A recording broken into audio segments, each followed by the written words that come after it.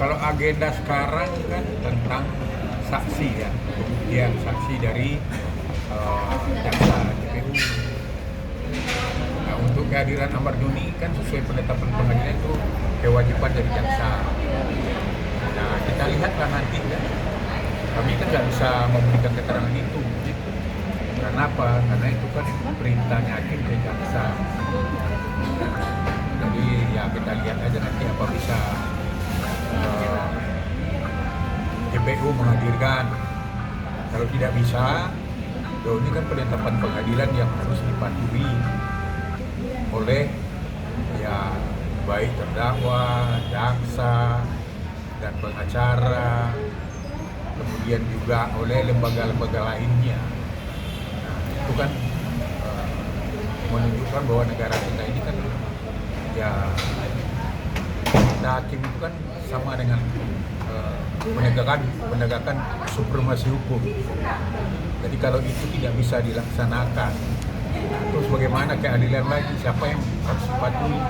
Ya menurut saya kalau nggak bisa itu ya itu yang mau kita tengok pertimbangan hukumnya apa.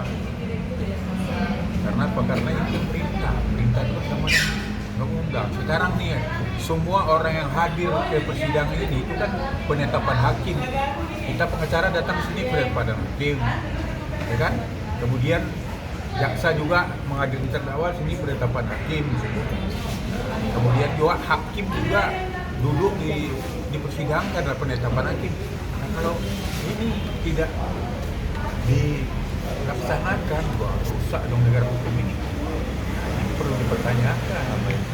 Ya jangan ada indikasi masyarakat nanti seolah-olah ada kearoganan dari instansi yang tidak mematuhi aturan undang-undang. Karena hakim juga kan ada undang-undang juga, dan mereka memerintahkan itu kan ada dasar hukumnya. Nah kita lihat yang tidak mematuhi nanti ya kita lihat juga apa dasar hukumnya. Menurut saya nggak ada alasan hukum yang kuat untuk membatalkan penetapan hakim.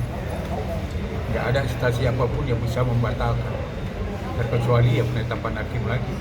Kalau tidak dilaksanakan nih penegasan bang, negara hukum kita udah rusak ya bang? Ya rusak lah, karena sekarang gini, nanti kan kalau ada yang nggak mau juga ini orang dihukum, nanti misalnya orang ada penetapan hakim ditahan, tiba-tiba dia nolak juga, terus gimana? Siapa yang tanggung jawab? Berarti siapa yang ngasih contoh? Nah ini kan perlu nanti kalau ada yang menolak, ya pasti kita akan pertanyakan apa dasar hukum. Jadi itu aja.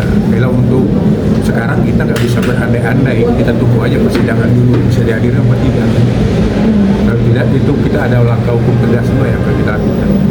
Bang, kemarin kan Dirjen Pas juga berstatement bahwa harus ada asesmen dulu agar high risk-nya itu turun untuk Amar sendiri agar bisa dihadirkan selama 6 bulan. Mungkin seperti apa sih Abang menilai dari kebijakan SOP-nya Dirjen Pas?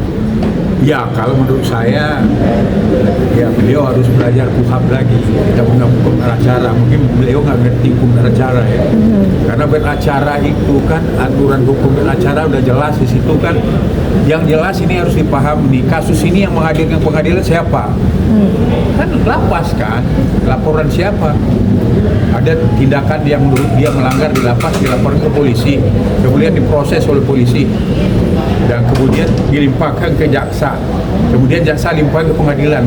Nah berarti kan harusnya kan lapas juga ngasih contoh kalau pengadilan meminta dihadirkan untuk transparansi dan ada ya aturan undang-undang yang disampaikan oleh hakim harus dipatuhi. Kalau alasan itu ya menurut saya ya nggak kuat. Asesmen itu internal mereka kan. Ini kan undang-undang, lebih tinggi undang-undang, dan kemudian ini dasar hukum yang harus paham juga. Undang-undang dasar 45 itu pasal 28I, orang dalam penegakan hukum tidak ada diskriminasi.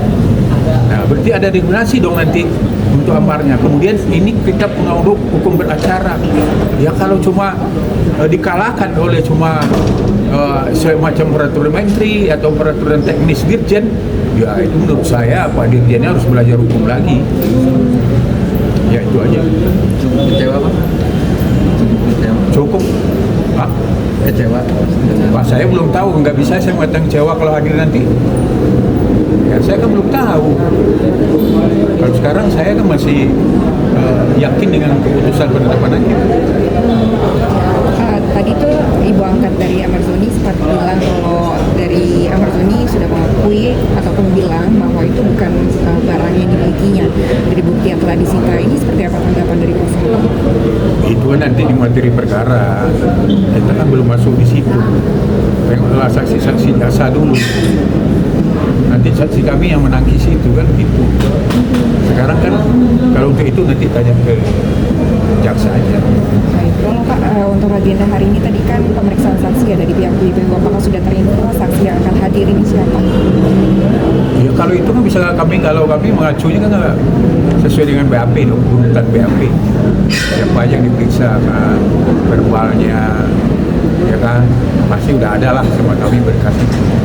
Kalau untuk itu kami udah siap semua. Cuma kan sekarang ya penetapan hakim ini dilaksanakan apa tidak? Bang, artinya kan kemarin juga di Jenpas kan selain Hairis itu juga kan Amar kan sudah 4 kali tersandung kasus yang sama. Artinya ya yang membuat Amar tidak dihadirkan ataupun mendapat asesmen untuk di 6 bulan ke depan ini gimana nih Bang? Ya itulah menurut saya itu yang tidak dipahami. Harusnya pihak lapas itu kan dia ada fungsi pembinaan dan pengawasan.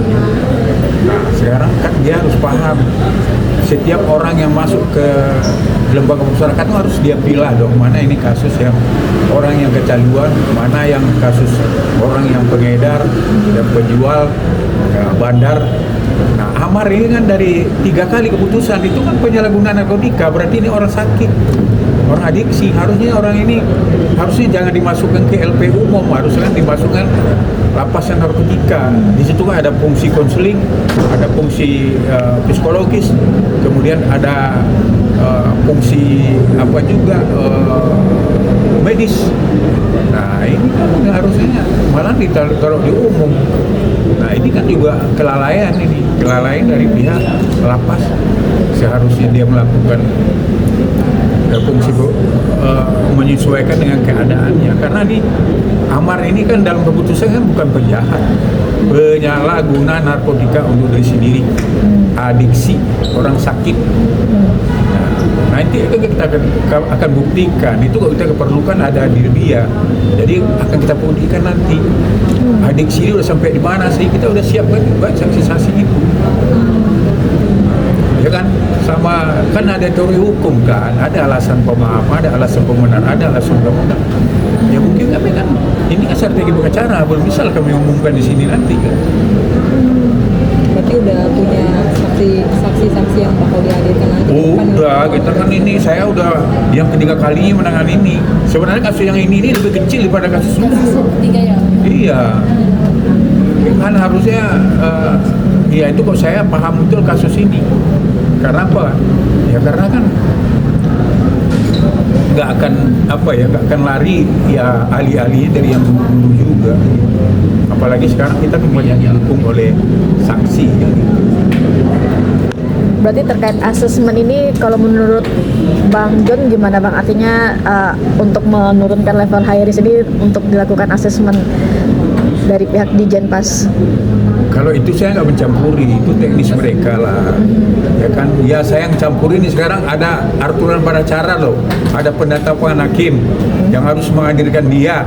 Nah kenapa Anda menghormati itu, nggak mematuhi perintah undang-undang, kan undang-undang itu kan? Nah kita lihat nanti apa alasan jaksa dan pertimbangan hukumnya, kalau memang sesuai dengan itu ya, sesuai ngomongnya Pak Dirjen itu, bahwa itu karena dia dalam high risk. Nah, ini kan ya kita tengok karena apakah bisa dia mengalami undang-undang, ya kan?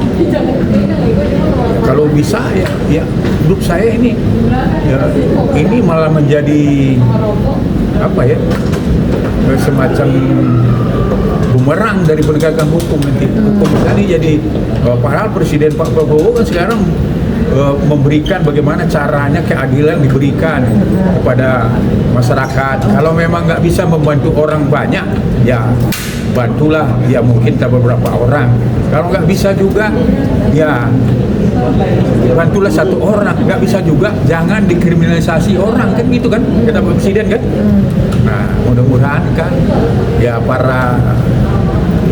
aparatur negara yang di bawah kepresidenan ini, di bawah presiden itu harusnya paham lah bagaimana Pak Presiden sekarang memberikan abolisi, amnesti, berarti kemudian memberikan rehabilitasi. Nah, ini kan menunjukkan bahwa mana keadilan-keadilan yang tidak benar, Pak Presiden kan turun tangan. Ini menunjukkan bahwa hukum ini memang banyak ini bukan mengecewakan masyarakat. Bang, sebelum sidang ini dimulai hari ini, kemarin sempat berkomunikasi dengan Amar.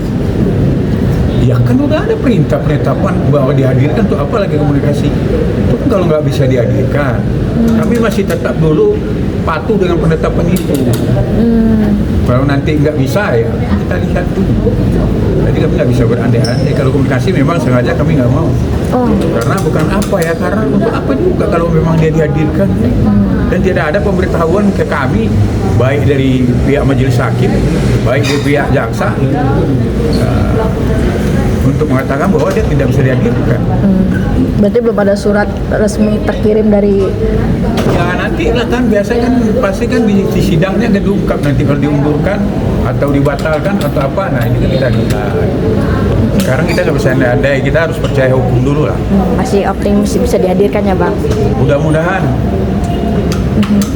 Terima kasih.